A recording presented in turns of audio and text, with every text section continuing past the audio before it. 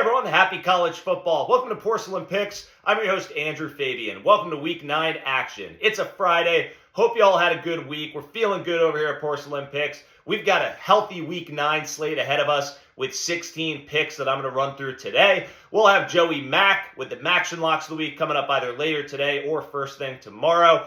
We at Porcelain Picks are focused on bringing you the locks you need as you scroll atop the porcelain throne. All right, so we'll bring some winners this weekend up ahead. That's a guarantee. All right, so we'll start with the noon slate. We've got some great ranked versus ranked matchups. This one is not, but we travel to the Big 12 for the big noon kickoff. We've got Kansas State, who is super hot lately. They're going to be traveling to Texas to face the Longhorns. Texas comes into this game as a 3.5-point favorite. Texas has one loss on the season, only lost to Oklahoma. Kansas State has two losses earlier on in the season, but they are hot. So Will Howard, quarterback for Kansas State, has been showing up in a big way. This rushing attack has been on fire as Kansas State's outscored opponents mightily the last 2 weeks. They put on 3 straight victories. Texas has backup quarterback Malik Murphy playing in place of Quinn Ewers. He had a solid game, did what he had to do last week with the victory. He didn't put up any crazy stats, but he'll have to show up against a steady Kansas State defense. All right, so Texas, what are they going to do here? The Big 12 hopes are on the line. If they drop a second one here, it's pretty bleak for them with Big 12 hopes and college football playoff hopes. I think the difference is going to be Texas's defense showing up. So Kansas State, they've been putting points on the board, but they haven't faced a defense quite like Texas's. I feel like Texas is going to come out of this game just running the football. They'll put Malik Murphy in spots where he can hit up Xavier Worthy and the other good wide receiver weapons. I like Texas minus 3.5. I think they'll win by double digits, pulling away at the end of this game. Lock it. Flush it. Let's move on. All right, we've got Notre Dame traveling to Clemson. Not quite an ACC matchup, although Notre Dame plays that ACC slate every year. These two teams match up here and there. Notre Dame actually won by 21 points last year at home against Clemson, and that was with a better Clemson team last year. I think Sam Hartman's going to show up in this game. I think Notre Dame's defense is going to put a lot of pressure on Cade Klubnik. I think Clemson is not built this season to compete with Notre Dame.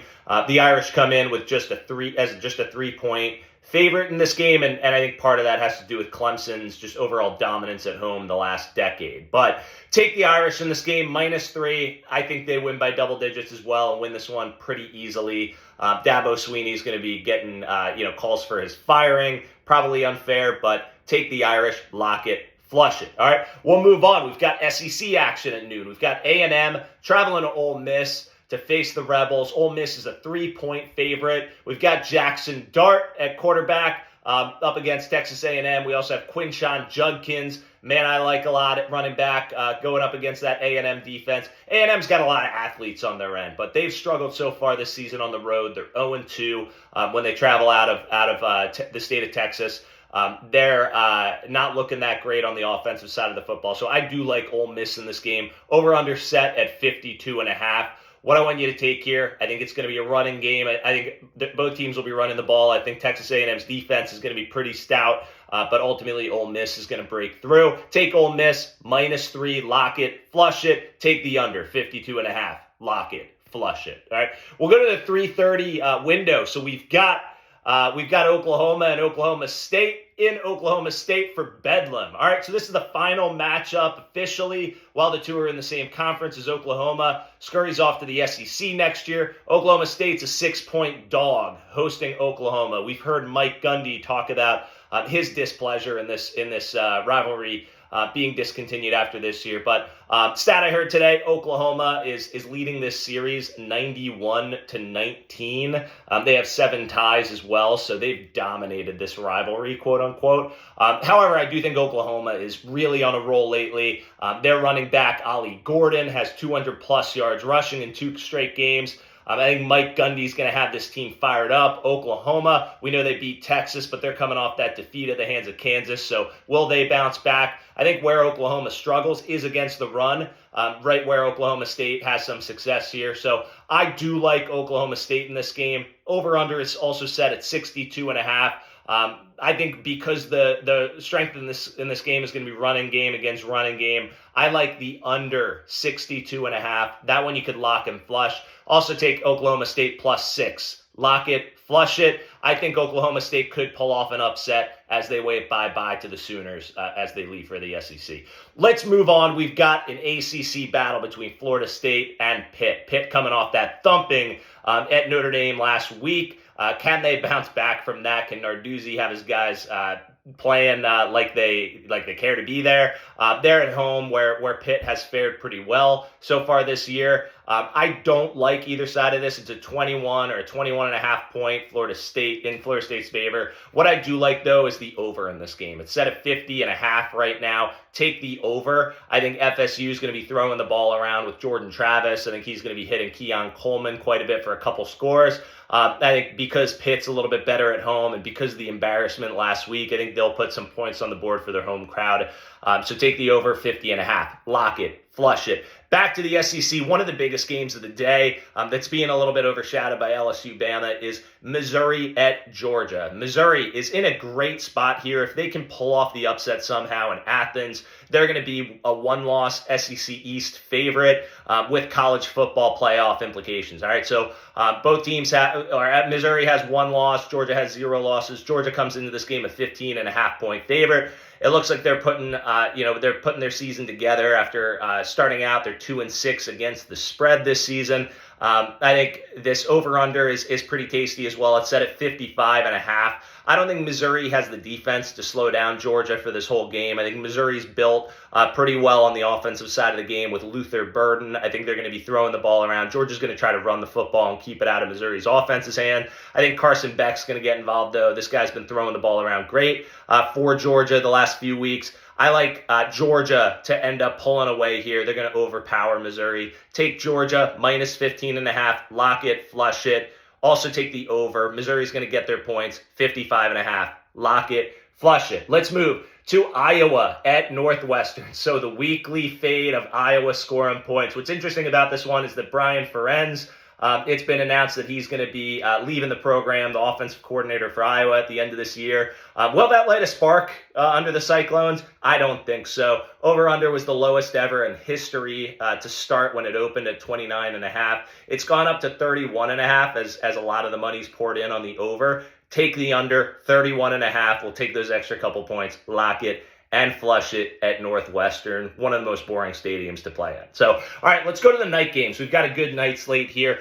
We've got a couple games we're going to be covering, so let's hit on Kansas at Iowa State. Iowa State, the Cyclones have been pretty good lately. They're 4 out of their last 5. They've been pesky in these spots. Kansas coming off a big win against Oklahoma. How are they going to respond? Are they going to keep the train rolling?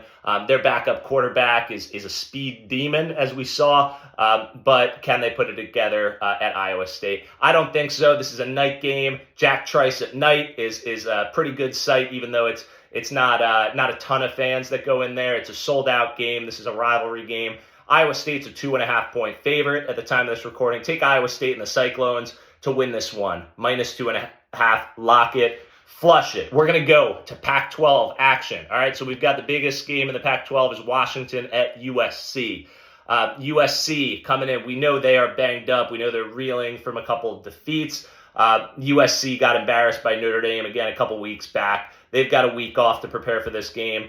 Their defense isn't going to play any better because of that. I think they're going to try to scheme a bit, but I don't see USC being able to stop Washington. Penix, it came out that he had the flu last week. They've struggled to put up points the last 2 weeks. However, I do think they'll be a little bit healthier a program traveling to Southern Cal on Saturday afternoon. So over-under is set at 76.5, so that is a massive over-under. Washington's a 3-point favorite in this game. I think Penix is going to show up. I think Caleb Williams is going to actually have a great game against Washington. Washington has the better defense, but they're far from great. So I like Washington -3. I think this is going to be fun, back and forth action. Watch this game if you can. 76.5. Take the over. Lock it, flush it, and then again, Washington -3. Lock it, flush it. We'll go to the SEC first. We're going to cover Kentucky at Mississippi State. So the Bulldogs are 4.5-point dogs at home, hosting Kentucky. Devin Leary had a huge showing last week for Kentucky and their close defeat at the hands of Tennessee. So can he put together another performance like that? It's going to be 7:30 in front of the Starkville, Mississippi State crowd. Cowbells will be ringing. I know the last time I mentioned the Cowbells, Mississippi State got embarrassed, but I think they show up and play. I think their running attack's going to show up, a spot where Kentucky struggled last week against Tennessee. It's a night game. It's at home. Take the Bulldogs plus 4.5. Lock it. Flush it. All right, one of the biggest games of the day, one of the most exciting ones that I want to watch is LSU at Bama. LSU is a 3-point dog at the time of this recording. We know that these two teams are built very differently this year. We've got Bama more built on the run, more predicated on the defensive side of the football. They're going to want to try to run the ball. They're going to want to try to throw a couple shots downfield with Jalen Milroe's arm strength, but they can't connect on the short game, on the short passing game. So what will they be able to do against LSU's struggling defense? And on the flip side, LSU, we know Jalen Daniels, one of the best quarterbacks in college football this year. Exciting guy to watch. Malik Neighbors, wide receiver, he leads the entire country in receiving yards. So Bama's struggled a bit in their secondary this year. So I love the matchup for LSU. I think points are going to be plentiful. I think both teams will be able to score. Bama's going to try to slow the play. They're going to try to get pressure on Jaden Daniels. Daniels can run, so watch for him to break off a couple.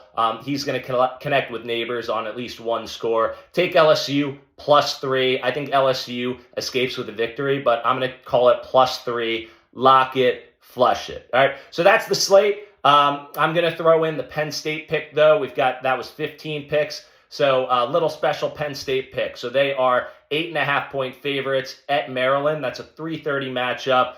They're coming off a terrible, terrible showing hosting Indiana after they got beat by Ohio State. So the offense is really in need of a big performance. Lucky for them, when they've traveled to Maryland, they've been able to put up points over the past few times there.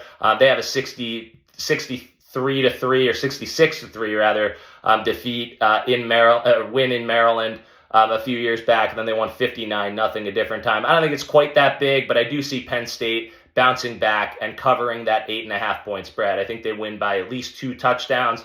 And head into the Michigan week with their heads on straight. So lock that one, flush that one. Disclaimer, I'm a Penn State fan, so if you want to avoid that 16th one, I don't blame you. All right, so we have Porcelain Picks. Again, we are here to give you the locks you need. As you scroll atop the Porcelain throne, drop a subscribe. Make sure you follow us.